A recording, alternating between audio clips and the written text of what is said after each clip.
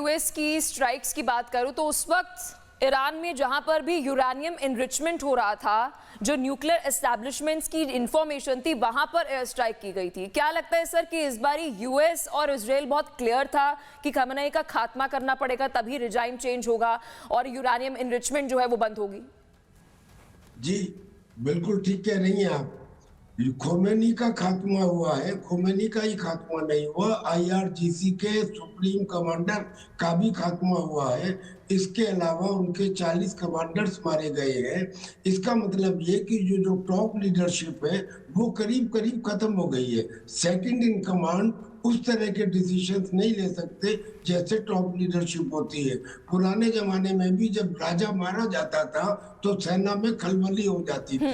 वैसे भी क्योंकि खोमेनी के ये ऑर्डर्स थे कि जो भी मेरी सत्ता के खिलाफ बात करेगा या प्रोटेस्ट करेगा उसको खुदा का दुश्मन माना जाएगा, उसकी सजाए मौत होगी या उसका दाहिना हाथ और बाएं टांग काट दी जाएंगी। ये उनके रूल नंबर 186 में लिखा है। अब चूंकि आईआरजीसी के जो 6 संगठन है जो इतने खराब है, एक तो उसमें बासिद है जो जिंदे आदमी को मुर्दा बना देता है और जिंदी लाश हो जाती है। उनके इन कारनामों से, इस क्रूरता से ईरान की जनता चाहे दिखाने के लिए कुछ भी कहे डर के सामने, लेकिन वो डरी हुई थी, लिहाजा वो खुश है। आप ही ने दिखाया कि लड़के अभी नाच रहे हैं, यूनिवर्सिटीज के अंदर खुशी मनाई जा रही है खोमेनी के मरने की। अब इसका मतलब क्या हुआ? इसका मतलब ये हुआ कि उनकी सेना में भगदड़, और ट्रंप कह चुके हैं कि जो उनके बाकी सेना है वो हथियार डाल दें, उनकी सुरक्षा की गारंटी हम लेते हैं। तो अब ये पॉसिबल है कि ये युद्ध लंबा ना चले, और अगर लंबा ना चले और कम समय में रहे तो फिर ये भी पॉसिबल है कि अब वो अपने यूरेनियम के जो भंडार है, वो जो भी 400 केजी है, उसको या तो वो किसी दूसरे देश यानी कि रशिया को दे दे, या वो ये तय कर दे कि अब सर बहुत अच्छा आपने अभी ये टच किया है। मैं थोड़ा चाइना और रशिया को समझना चाहूंगी, क्योंकि इससे पहले अगर हम पूरे यूरेनियम एनरिचमेंट की जर्नी को देखें तो उसमें चाइना के साइंटिस्ट का होना, रशिया की तरफ से भी, चाहे वो कहा जाता था कि ये न्यूक्लियर वेपन्स के लिए नहीं, न्यूक्लियर एनर्जी के लिए यूरेनियम एनरिचमेंट हो रहा है, तो इन दोनों देशों का क्या, जहां उनके साइंटिस्ट और वहां पर अलग अलग न्यूक्लियर एनर्जी को लेकर यूरेनियम एनरिचमेंट हो रही थी? देखिए, यूरेनियम का जो मिलता है माइंस के अंदर वो यूरेनियम 238 आइसोटोप होता है। एनरिचमेंट का मतलब कि उसको आप सेंट्रीफ्यूज से यूरेनियम 235 आइसोटोप बनाते हैं। वो जो सेंट्रीफ्यूज है वो चाइना ने दिए हैं, और प्लस अगर मान लीजिए एटम बम बन भी गया और आपके पास उसको दागने का हथियार नहीं है, लॉन्चर नहीं है, तो वो बेकार है। तो वो लॉन्चर के लिए चाइना ने ईरान को प्लेनेटरी मिक्सर दिए हैं, यानी उसने सॉलिड फ्यूल दिया है। सॉलिड फ्यूल की उसने, ईरान ने आईसीबीएम या बैलिस्टिक मिसाइल बनाई है। उन मिसाइल के थ्रू, आईसीबीएम के थ्रू वो इस यूरेनियम से बम बना के दूसरों के ऊपर दाग सकता है। चाइना ने ये मदद की है ईरान की। जहां तक रशिया का सवाल है, रशिया ने मदद तो की है, लेकिन वो मदद मन से नहीं है। मन से क्यों नहीं है? क्योंकि इजराइल में रशिया लैंग्वेज बोलने वाले बहुत सारे लोग रहते हैं, लिहाजा रशिया इजराइल के खिलाफ जाना नहीं चाहता। पर चूंकि ईरान ने रशिया को कामिकाजी ड्रोन दिए थे अगेंस्ट यूक्रेन, तो लिहाजा रशिया ने अपने S-300 और S-400 जैसे एयर डिफेंस सिस्टम तो दिए हैं, लेकिन इससे ज्यादा नहीं।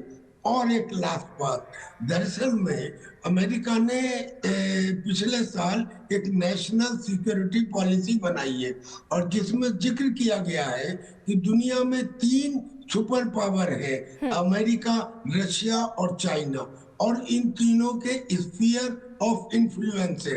अब ये जो स्फीयर ऑफ इन्फ्लुएंस है, शॉर्ट में इतना ही समझ लें कि जो साउथ अमेरिका है वो मेरा पिछवाड़ा है, और जो यूक्रेन है वो रशिया का पिछवाड़ा है, और जो बाकी साउथ चाइना सी है वो चाइना का पिछवाड़ा है। बिल्कुल सर, कि आपने बहुत यूक्रेन- बेहतरीन तरीके से इसे समराइज किया है कि किस तरीके से फॉरेन पावर्स जो हैं वो इसमें नजर आ रही थी। लेकिन डीके पांडे जी हमारे साथ कनेक्टेड है, तो एक प्रश्न एक बार फिर सर से कनेक्ट करेंगे। सर अभी कनेक्टेड नहीं है। टीपी त्यागी जी, एक बड़ा मैसेज जो है वो अभी विश्व को चला गया है। मिडिल ईस्ट को अमेरिका कंट्रोल करता है कि यहाँ पर अगर कुछ भी होगा, यूरानियम एनरिचमेंट होगा, किसकी रेवोल्यूशन लेकर आना है, इस्लामिक रेवोल्यूशन लेकर आना है, तो एक बहुत बड़ा मैसेज जो है वो दे दिया गया है अमेरिका की तरफ से।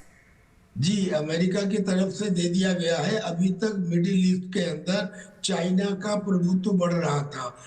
ईरान का नया तेल चाइना को जाता था, तो वो उस प्रभुत्व को खत्म करने के लिए, और बेशक तेल जाता रहे लेकिन पेमेंट डॉलर में हो, इसलिए बेसिकली अमेरिका ने ये काम किया। वेनेजुला में भी इसलिए नहीं किया, अमेरिका को तेल की जरूरत नहीं है जी। अमेरिका के पास सफिशिएंट तेल है और वो तो एक्सपोर्ट भी कर सकता है, इतना उसके पास रिजर्व है। वो ये चाहता है कि दूसरे देशों का जो तेल है उसको जब दूसरे देश खरीदें तो वो डॉलर में खरीदें। This is all the basic thing जिसकी वजह से सब इधर उधर लड़ाइयां चल रही हैं। पर ये तो एक बात हो गई। क्रूरता की दृष्टि से मैं एक बात ये बताना चाह रहा हूँ खास तौर पे कि ईरान ने ये कहा था कि हम जहां जहां भी अमेरिकन मिलिट्री बेसिस हैं मिडिल ईस्ट में उन पर हमला करेंगे। बाद में सफाई ये दी कि हम उन देशों पर हमला नहीं कर रहे। बिल्कुल, और बेहद ज्यादा जरूरी है कि अभी ये समझना। लेकिन इस बीच एक बड़ी खबर जो है वो भी सामने आ रही है टीपी त्यागी जी, वो भी दर्शकों को बता देते हैं। ईरान के जो मीडिया है वहां से खमेनेई की मौत की पुष्टि हो चुकी है। ट्रंप के दावे की ईरानी मीडिया ने भी पुष्टि कर दी है। ईरान में 40 दिन के शोक का ऐलान भी किया गया है। ये बड़ी खबर आपको बता रहे हैं क्योंकि लगातार हम देख रहे हैं एक तरफ इजरायल और अमेरिका ये पुष्टि कर रहा है, ये बात कह रहा है कि हमारे पास पिक्चर है, हमारे पास फोटो है जिसमें सुप्रीम लीडर खमेनेई का हमने खात्मा कर दिया है। तो वहीं दूसरी तरफ ईरान अभी इस पर कुछ भी कहने से रुक रहा है। लेकिन ईरानी मीडिया ने इस बात की पुष्टि कर दी है कि खमेनेई का खात्मा हो चुका है। अब सोचिए, ईरान के सुप्रीम लीडर अगर 1989 का जिक्र करे, उस इस्लामिक रेवोल्यूशन का जिक्र करे, तो खमेनेई परिवार का एक बड़ा हम कह सकते हैं कि उस इस्लामिक रेवोल्यूशन में योगदान था। और सोचिए 35 से 37 साल हो चुके हैं इस बात को, जब इस्लामिक रेवोल्यूशन के बाद एक कट्टरपंथ सरकार वहां पर थी और अमेरिका ने खात्मा कर दिया है खमेनेई का, ऐसा ईरानी मीडिया भी पुष्टि कर रही है। ये बड़ी खबर आपको इस इजराइल वर्सेस ईरान वॉर से जुड़ी दे रहे हैं क्योंकि लगातार इजराइल ये बात कह रहा है कि अलग अलग जगहों पर एयर स्ट्राइक तो की गई, लेकिन पहले से ही मोसाद के पास इंटेलिजेंस था, मजबूत इंटेलिजेंस था कि कहां पर खमेनेई की लोकेशन है। और अभी आपको बता देकर ईरान ने बता दे कि अलग अलग मिडिल ईस्ट के देशों पर जहां पर अमेरिकी नेवल प्रेजेंस थी या एयर बेसिस थे वहां पर एयर स्ट्राइक की है। अब क्या आगे ये जंग मिडिल ईस्ट में और ज्यादा विध्वंसक होगी, क्या असर पड़ते हुए नजर आएगा, ये बहुत बड़ा सवाल